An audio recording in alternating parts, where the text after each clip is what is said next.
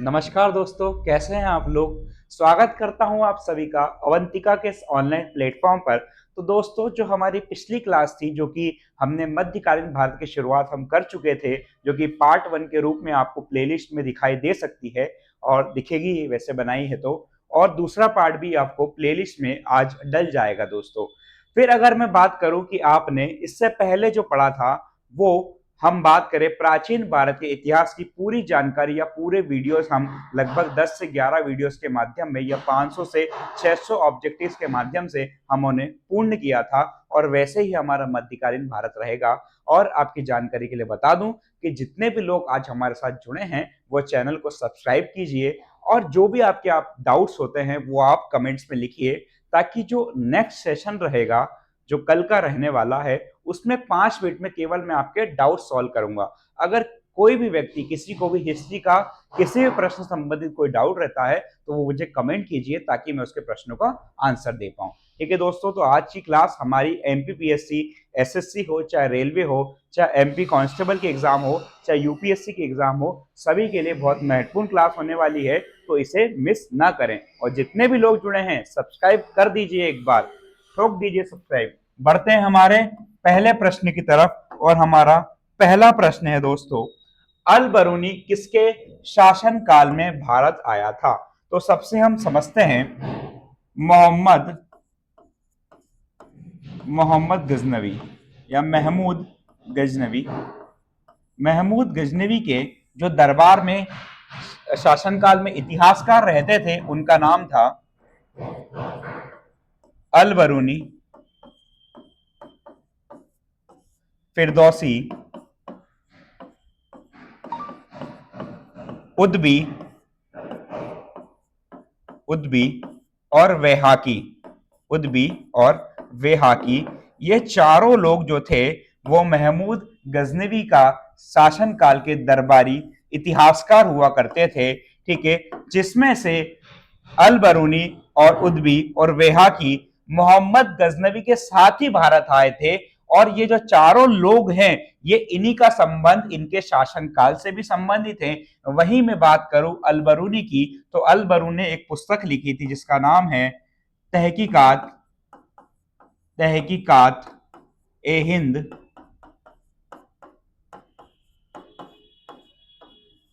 तहकीकात ए हिंद दोस्तों, इनकी पुस्तक का नाम है। इस पुस्तक में अलबरूनी ने जो भारत में उन्होंने जितने भी दर्शन को देखा, भारतीय समाज को पढ़ा, भारतीय इतिहास को पढ़ा, भारतीय भूगोल को पढ़ा, संस्कृत भाषा का अध्ययन किया, जितने भी अध्ययन किया, उन सबको एक पुस्तक के माध्यम से प्रस्तुत किया। और वो पुस्तक का नाम था किताब तहकीकात ए हिंद। क्या नाम था दोस्तों?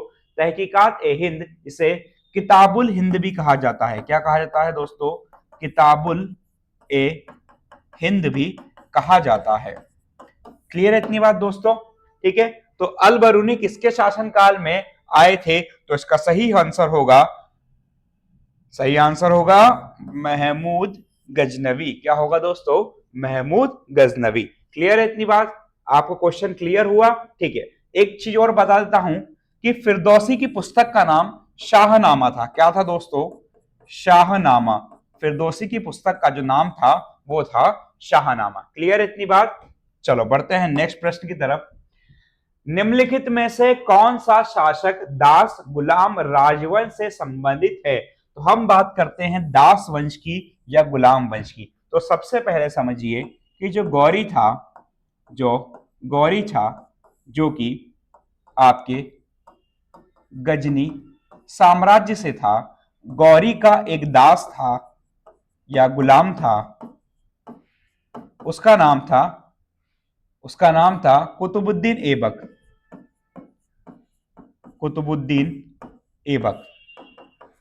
और ऐबक ने ही भारत में दिल्ली सल्तनत की स्थापना की। दिल्ली सल्तनत, या बोल सकते हैं गुलाम वंश की स्थापना की। क्योंकि वो गौरी का गुलाम था, इसलिए इस वंश का नाम क्या रखा गया? गुलाम वंश या मामलुक वंश। क्या रखा गया दोस्तों? गुलाम वंश या मामलुक वंश, इस वंश का नाम रखा गया। क्लियर है इतनी बात? ठीक है, अब इस वंश का संस्थापक कौन था? तो वो था आपका कुतुबुद्दीन ऐबक। ठीक है, पूछा क्या है, निम्नलिखित में कौन सा शासक दास गुलाम वंश राजवंश संबंधित नहीं है। तो मैं आपको सबसे पहले बता देता हूं गुलाम वंश के बारे में। गुलाम वंश के बारे में हम देख लेते हैं। गुलाम वंश का जो संस्थापक था उसका नाम था ऐबक। क्या नाम था दोस्तों? कुतुबुद्दीन ऐबक।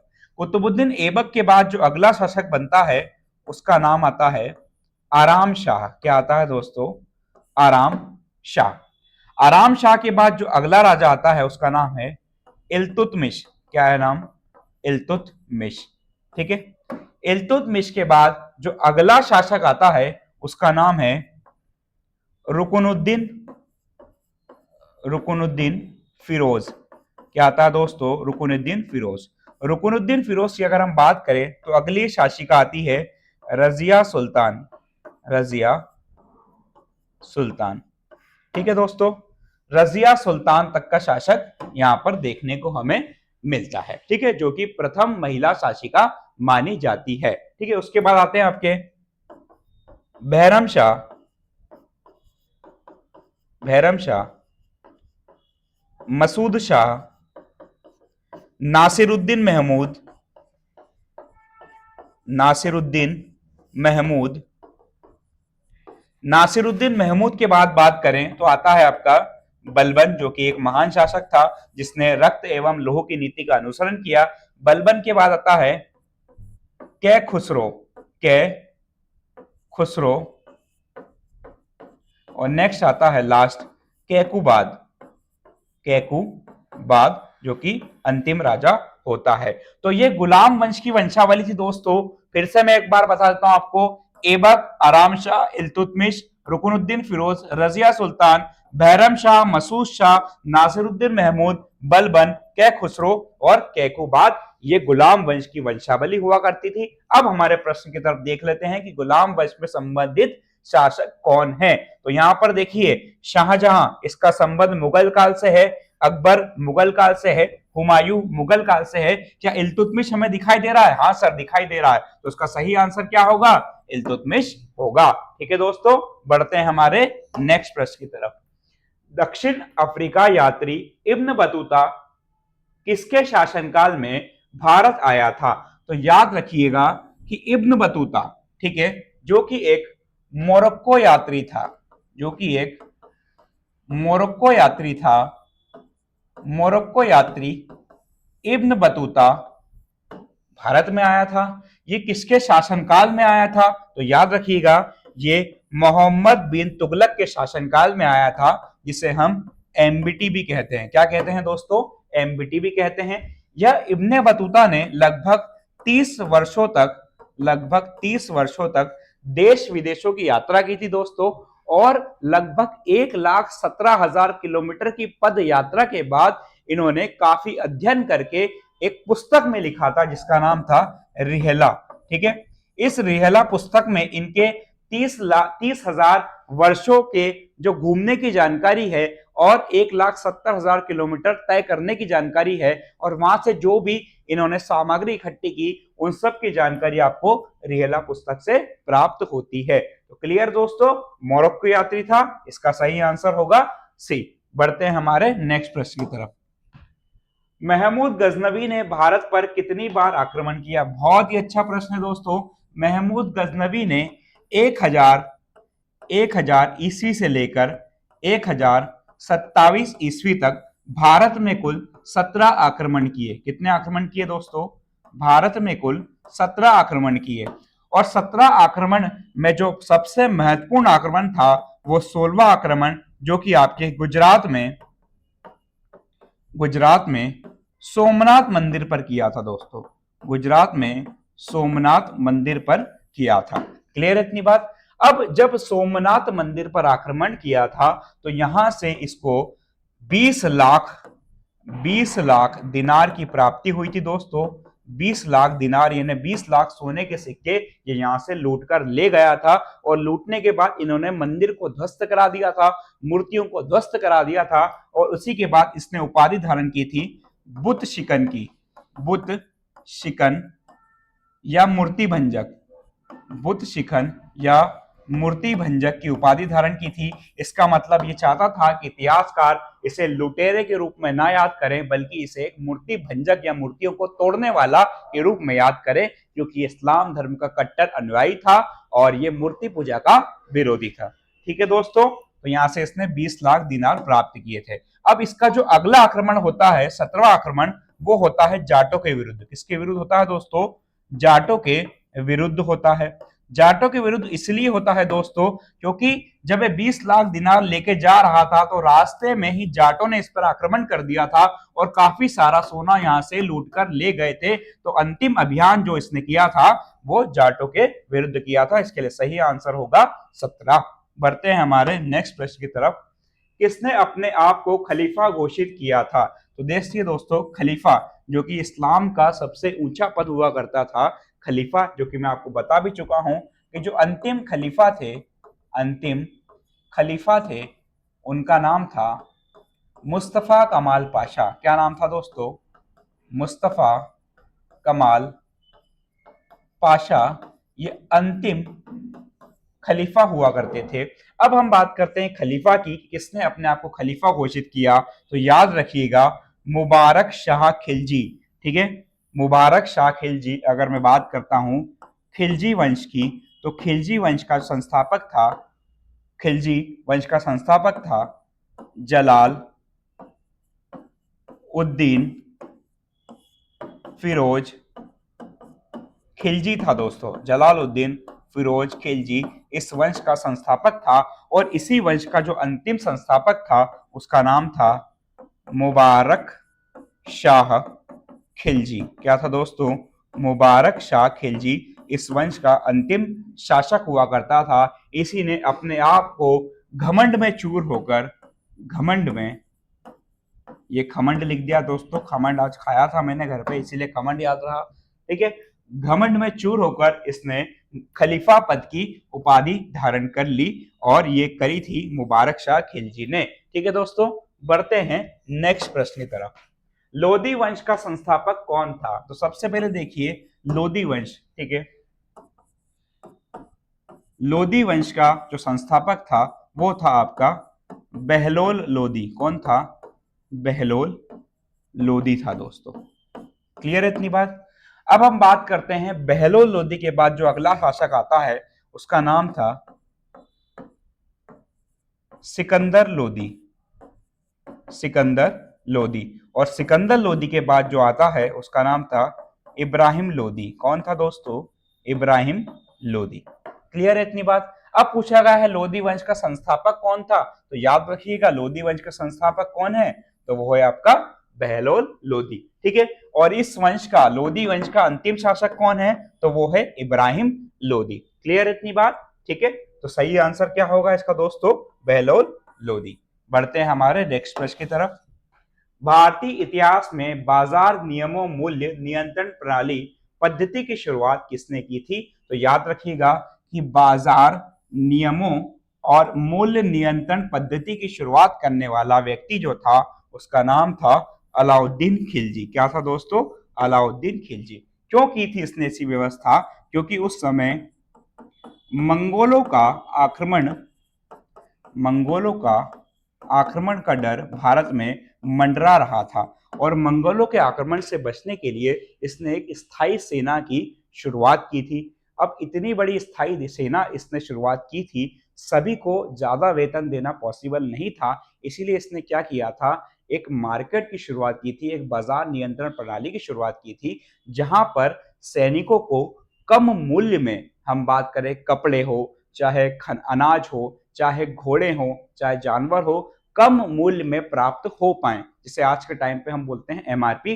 वैसे ही उनका मूल्य निर्धारित कर दिया जाता था कि इतने दामों पर ही इसको बेचा जाएगा, ताकि जो सैनिक थे वो कम सैलरी, कम वेतन में भी अपने खर्चे आराम से चला सके, उनको कम मूल्य पर चीजें उपलब्ध हो सके। तो इसकी शुरुआत किसने की थी दोस्तों? वो की थी आपके अलाउद्दीन खिलजी ने। अगर पूछा जाए कि स्थायी सेना की शुरुआत किसने की, तो याद रखिएगा दोस्तों, अलाउद्दीन खिलजी ने। क्लियर है इतनी बात दोस्तों? बढ़ते हैं हमारे नेक्स्ट प्रश्न की तरफ। राज्य संबंधों में उलेमा के दखल का विरोध किस सुल्तान ने किया? याद रखिएगा उलेमा। ठीक है, तो उलेमा कौन हुआ करते थे दोस्तों? उलेमा की अगर हम बात करें तो ये कुरान के जानकार व्यक्ति थे, कुरान के जानकार व्यक्ति हुआ करते थे, जो राजा को धार्मिक सलाह जो राजा को धार्मिक सलाह देने का कार्य करते थे। लेकिन बाद में क्या हुआ कि धार्मिक सलाह से इनका हस्तक्षेप राजनीतिक में होता गया और कहीं ना कहीं राजा का जो नियंत्रण था, जो राजा का जो केंद्र था, वो धीरे धीरे उलेमा वर्ग के हाथों में चला गया। ठीक है, राजा एक उलेमा की कठपुतली के रूप में साबित होता है। ठीक है, तो उलेमा वर्ग के दखल को रोकने वाला, उलेमा वर्ग के दखल को याद रखना, दखल का विरोध करने वाला सुल्तान कौन था? तो वो था आपका अलाउद्दीन खिलजी। अलाउद्दीन खिलजी का ये मानना था कि राज्य के लिए सबसे ज्यादा जरूरी है राज्य की जरूरतें, ना कि कुरान को उसने शासन का आधार बनाया था। बाकी जितने भी शासक हुए उन्होंने कुरान को ही शासन का अधिकार बनाया, लेकिन आधार बनाया, लेकिन जो अलाउद्दीन खिलजी हुआ, अलाउद्दीन खिलजी ने शासन का आधार बनाया था शासन की जरूरतों पर। ठीक है दोस्तों, तो ये फर्क था अलाउद्दीन खिलजी में। बढ़ते हैं नेक्स्ट प्रश्न की तरफ। अल बरूनी द्वारा रचित किताब उल हिंद में कितने विषयों की समीक्षा की गई है? किताब उल हिंद, ठीक है, किताब उल हिंद जिसे तहकीकात ए हिंद भी कहा जाता है दोस्तों, तहकीकात ए हिंद भी कहा जाता है। इसमें दर्शन शास्त्र, इतिहास, भूगोल, संस्कृत भाषा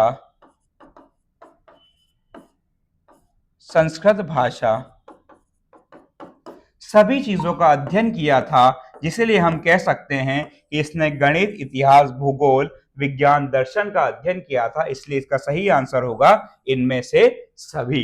ठीक है दोस्तों, किताब उल हिंद जिसे तहकीकात ए हिंद भी कहा जाता है। अल बरूनी का पूरा नाम क्या था?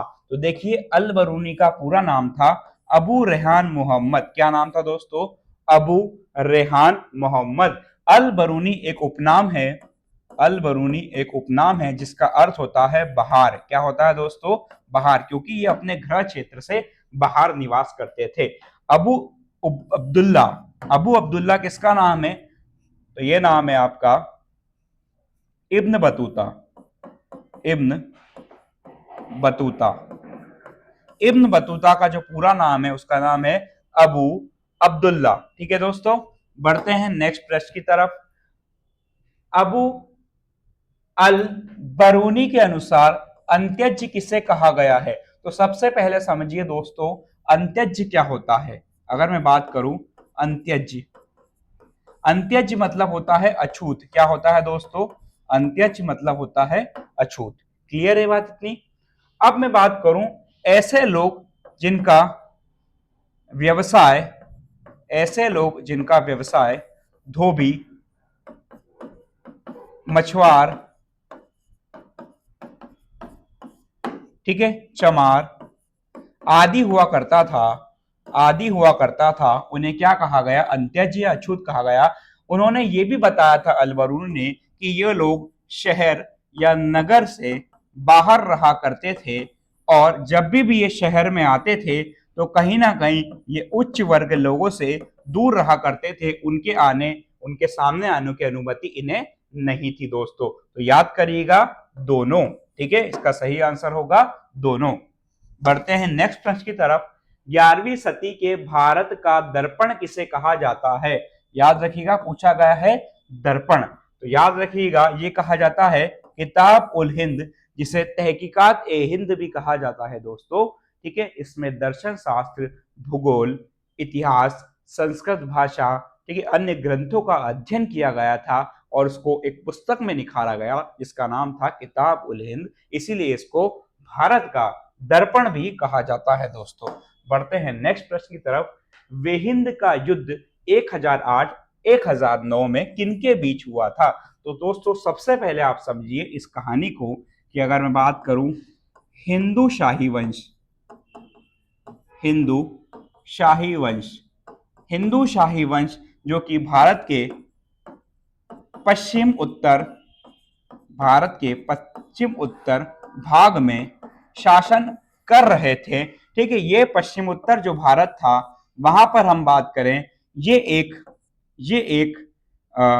किले के भांति, ये एक किले के भांति या सुरक्षा कवच के भांति कार्य करता था। ये होने वाले आक्रमण को, भारत में होने वाले आक्रमणों को बचाता था और एक द्वार का काम करता था। लेकिन जब गजनवी ने हिंदू शाही वंश के राजा जयपाल जयपाल पर आक्रमण किया, तो राजा जो जयपाल था उसने आत्महत्या कर ली, बार बार हार से परेशान होकर आत्महत्या कर ली। लेकिन उसके बाद जयपाल का जो बेटा था जिसका नाम था आनंदपाल ने इस युद्ध को जारी रखा। और कहीं ना कहीं मैं बोल सकता हूं कि महमूद गजनवी और आनंदपाल के बीच में जो युद्ध होता है इसे वेहिंद का युद्ध कहा जाता है दोस्तों। तो देखिए स्टोरी कहां से कहां तक लिंक हुई है। उसके पिता को इसने हराया था और कहीं ना कहीं अपने आत्मसम्मान को बचाने के लिए ये महमूद गजनवी के साथ युद्ध लड़ता है।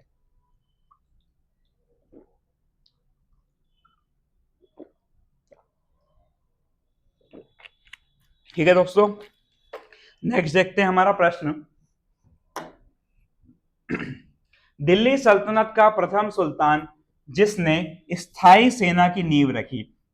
तो दिल्ली सल्तनत का ऐसा प्रथम सुल्तान था जिन्होंने मंगोलों के आक्रमण के कारण, मैं कह सकता हूं कि मंगोलों का आक्रमण उस समय भारत में खतरा लहरा रहा था मंगोलों के आक्रमण का। तो आपके अलाउद्दीन खिलजी ने क्या किया था कि एक विशाल स्थायी सेना बनाई थी। विशाल स्थायी सेना को वेतन कम देने के बदले उसने एक बाजार नियंत्रण प्रणाली की शुरुआत की ताकि उनको कम दाम में चीजें उपलब्ध हो सके। ठीक है, इतनी बात क्लियर हो गई थी आपको, इतना मैं बता चुका था। अब देखिए, ठीक है, स्थायी सेना की नींव किसने रखी थी? तो स्थायी सेना की नींव रखी थी आपके अलाउद्दीन खिलजी ने रखी थी। क्लियर है इतनी बात? स्थायी सेना की नींव किसने रखी थी? तो अलाउद्दीन खिलजी ने रखी थी। उसके बाद अगर मैं बात करूं बलबन, जो कि मोस्ट इंपॉर्टेंट टॉपिक है, बलबन के बारे में बता सकता हूं आपको। बलबन ने लौह एवं रक्त की नीति का अनुसरण किया। बलबन ने लौह एवं रक्त की नीति का अनुसरण किया, मतलब अपने दुश्मनों के खिलाफ ये जो भी आवाज उठाता था उसका सर धड़ से अलग कर देता था, जिसे ही कहा गया लौह एवं रक्त की नीति का। उसके अलावा बलबन ने राजत्व का दैवीय सिद्धांत दिया। राजत्व का दैवीय सिद्धांत दिया दोस्तों। इस सिद्धांत में उसने अपने पद को दैवी सिद्धांत से जोड़ा, इसलिए उसने बताया कि मैं राजा इसलिए नहीं बना हूं ताकि मुझे लोगों ने राजा बनाया है, मैं राजा इसलिए हूं क्योंकि मुझे ईश्वर के दूत के रूप में, ईश्वर के प्रतिनिधित्व के रूप में भेजा गया है। और कहीं ना कहीं लोगों ने उस बात का सम्मान किया। ये बलबन की एक बहुत गहरी सोची समझी चाल थी, क्योंकि इससे पहले जो शासक हुए कहीं ना कहीं उनको पद से हटाना और पद से बिठाना वो काम जनता या फिर अमीर वर्ग का हुआ करता था। उस अमीर वर्ग का इसने दमन किया, जिसे तुर्कान ए चहलगामी भी कहते हैं। और कहीं ना कहीं लोगों के मन में लोगों के डर आए, सम्मान की प्रतिभावना हो, वो चाहता था बलबन, और इसीलिए उसने राजत्व का दैवी सिद्धांत उसमें जोड़ा था। ठीक है, इसके अलावा इसने दो प्रथाएं और शुरुआत की थी, जिसका नाम था पेबोस प्रथा और सिजदा प्रथा। सिजदा मतलब होता है कि जो महान शासक था उसके सामने अपना सर झुकाना, और पेबोस मतलब होता था उसके पैरों को चूमना। कहीं ना कहीं ये राजा के आत्मसम्मान की बात थी और कहीं ना कहीं ये राजा को ऊंचा दिखाती थी। ठीक है, राजा का एक दबदबा बनाती थी। तो इसकी शुरुआत किसने की थी? बलबन ने। लेकिन स्थायी सेना की शुरुआत अगर मैं कहूं तो वो रखी थी अलाउद्दीन खिलजी ने, मंगोलों के आक्रमण के कारण। ठीक है, और इसने सफलतः मंगोलों के आक्रमण का दमन भी किया था दोस्तों। एक महान शासक था अलाउद्दीन खिलजी। अलाउद्दीन खिलजी के बारे में कौन से कथन सही हैं? अलाउद्दीन खिलजी के बारे में हम देखें तो याद रखिएगा, ठीक है, यहाँ पे क्वेश्चन मिस हो गया लेकिन मैं आपको बता देता हूं कि अलाउद्दीन खिलजी ने क्या क्या चीजें की थी। अलाउद्दीन खिलजी ने बाजार नियंत्रण बाजार नियंत्रण प्रणाली की शुरुआत की थी। बाजार नियंत्रण प्रणाली की शुरुआत की थी। इसी ने स्थाई स्थाई सेना की स्थाई सेना की शुरुआत की। इसी ने स्थाई सेना की शुरुआत की। और मैं कहूं, इसी ने भारत में दक्षिण का दक्षिण का अभियान दक्षिण का अभियान करने का करने का प्रयास किया। दक्षिण के अभियान करने का प्रयास किया। तो याद रखना, बाजार नियंत्रण प्रणाली की शुरुआत की, स्थायी सेना की शुरुआत की, दक्षिण में अभियान किया। तो ये सब करने वाला कौन था? अलाउद्दीन खिलजी। तीनों में से एक भी आए, आंख बंद करके आंसर लगा देना, सही हो जाएगा। ठीक है, बढ़ते हैं नेक्स्ट प्रश्न की तरफ। किस सुल्तान ने मिर्जा शाहरुख की उपाधि अधीनता स्वीकार की थी? तो याद रखिएगा, शाहरुख की अधीनता स्वीकार करने वाला व्यक्ति कौन था? तो वो था आपका खिज्र खां, सिकंदर लोदी, महमूद तुगलक या फिरोज तुगलक। कमेंट करिए मुझे आंसर कौन था दोस्तों।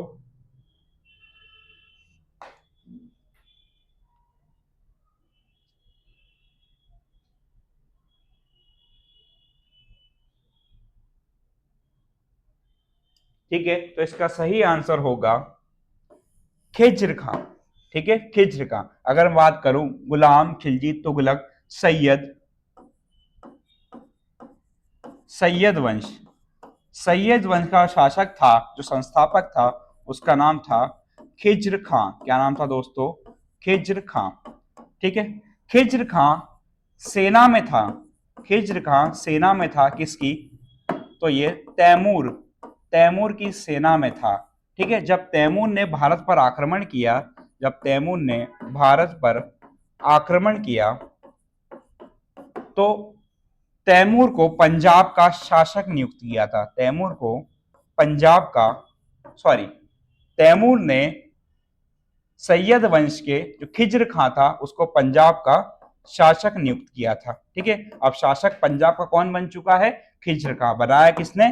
तैमूर ने, जब भारत पर इसने आक्रमण किया था। उसके बाद यही पंजाब का शासक दिल्ली में सैयद वंश की स्थापना करता है। सैयद वंश की स्थापना करता है।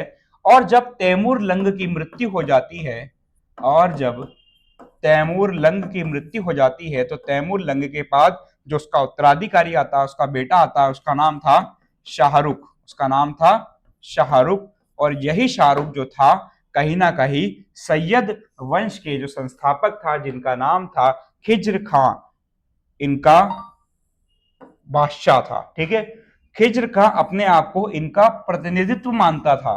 खिज्र खां शाहरुख को अपना प्रतिनिधित्व मानता था और कहीं ना कहीं उनको वार्षिक रूप से वेतन या फिर बोल सकता हूं कर या पेंशन के रूप में कुछ अमाउंट शाहरुख तक भिजवाता था। अगर मैं बात करूं, खिज्र खां ने यहां तक कि बादशाह की उपाधि या सुल्तान की उपाधि धारण नहीं की, क्योंकि वो मानता था कि मैं रैयत ए आला हूं। इसने एक उपाधि भी धारण की थी, रैयत ए आला, यानी मैं अपने रैयत हूं किसकी? अपने आला की। ठीक है, मतलब अपना आला का प्रतिनिधित्व करता हूं। ठीक है, बढ़ते हैं हमारे नेक्स्ट प्रश्न की तरफ और देखते हैं गुलरुखी उपनाम से कविता लिखने वाला व्यक्ति कौन था?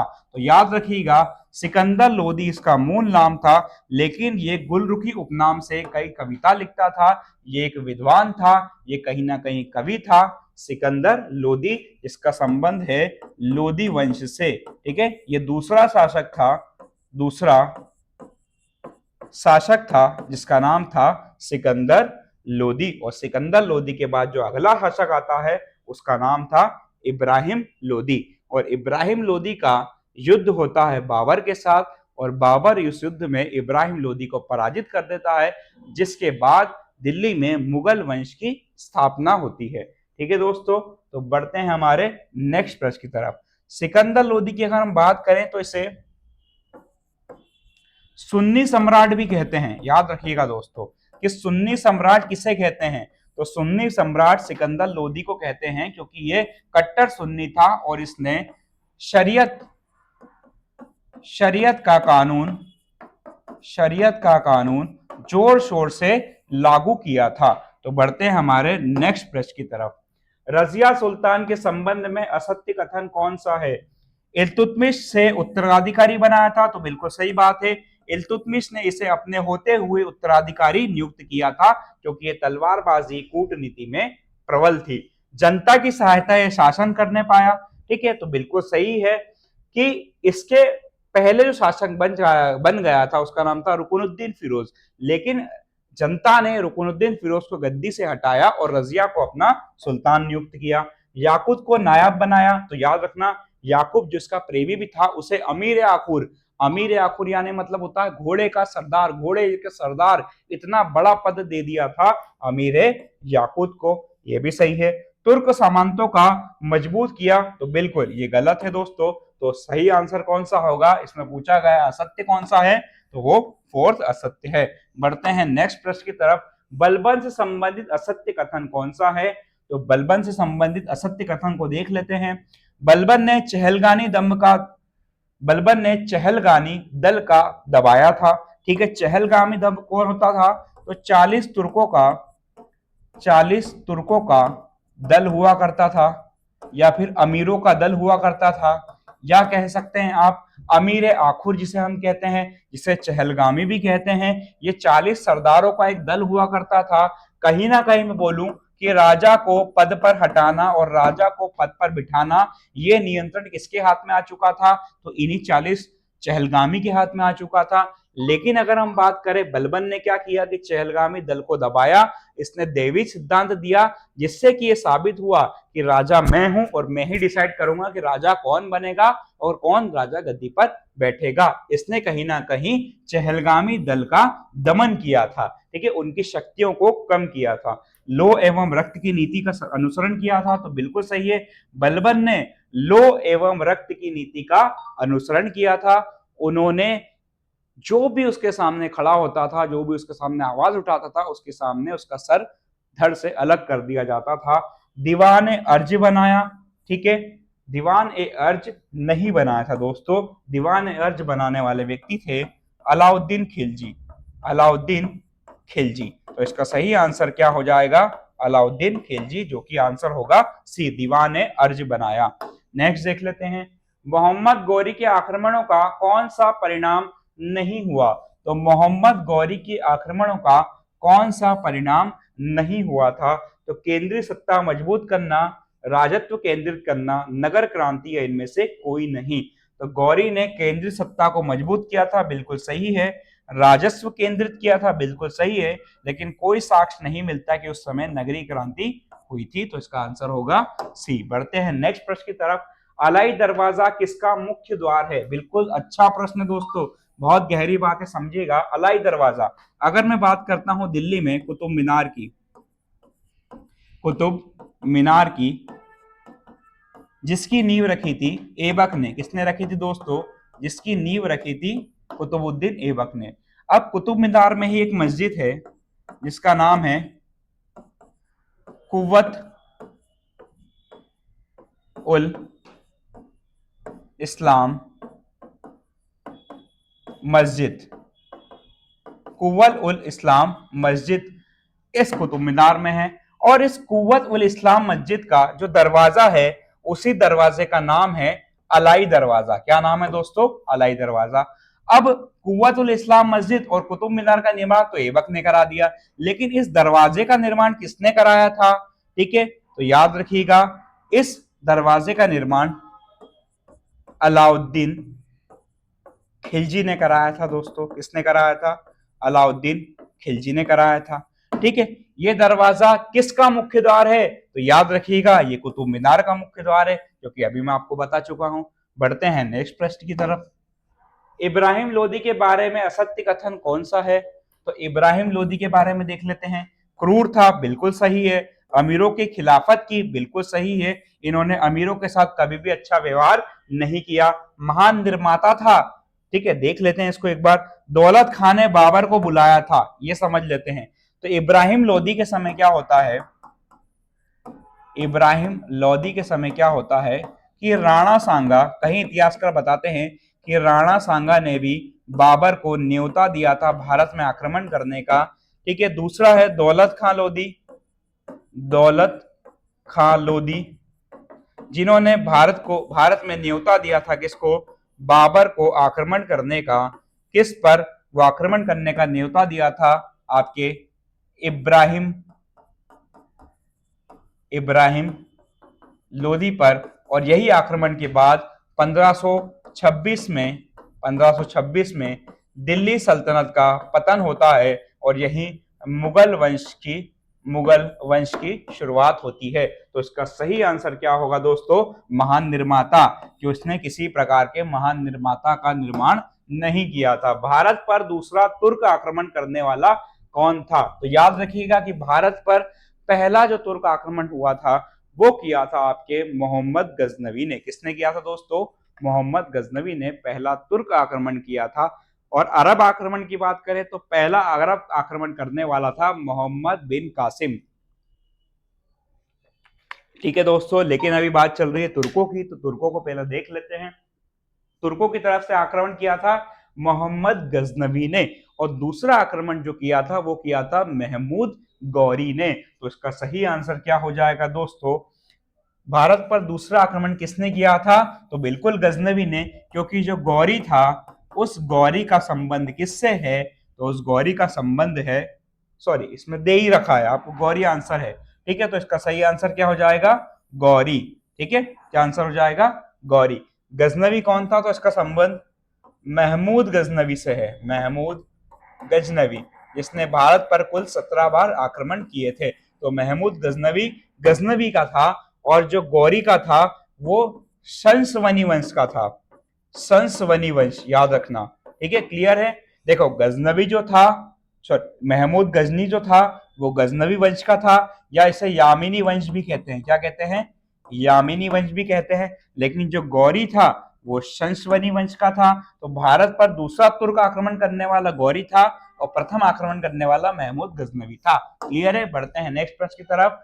महमूद गौरी किस वंश का था, तो देखिए अभी आ गया, मोहम्मद गौरी जो था वो आपके संसवनी वंश से था। और यामिनी वंश की अगर हम बात करें, या हम बात करें गजनवी वंश की, गजनी वंश की, तो इसका शासक या यामिनी वंश का शासक कौन था, तो वो था आपका महमूद गजनवी। कौन था दोस्तों, महमूद गजनवी था। ठीक है, संसवनी का संबंध था महमूद गौरी से, और गजनी वंश या यामिनी वंश का संबंध था महमूद गजनवी से। ठीक है, बढ़ते हैं नेक्स्ट प्रश्न की तरफ।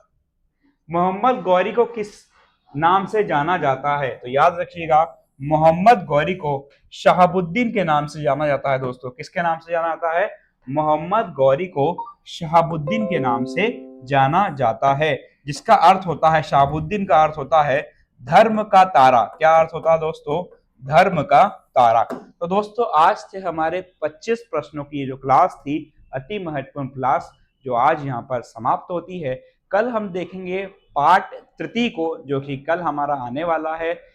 वहीं कल हम देखेंगे कैसे गुलाम वंश, तुगलक वंश, खिलजी वंश, सैयद वंश, लोधी वंश का अध्ययन करेंगे और काफी डीपली अध्ययन किएंगे। जैसे आपने देखा होगा आज एक प्रश्न से हमारे करीबन 5 से 6 प्रश्न बनते हुए आ रहे थे, जो कि आज हमने 25 प्रश्नों को सॉल्व किया।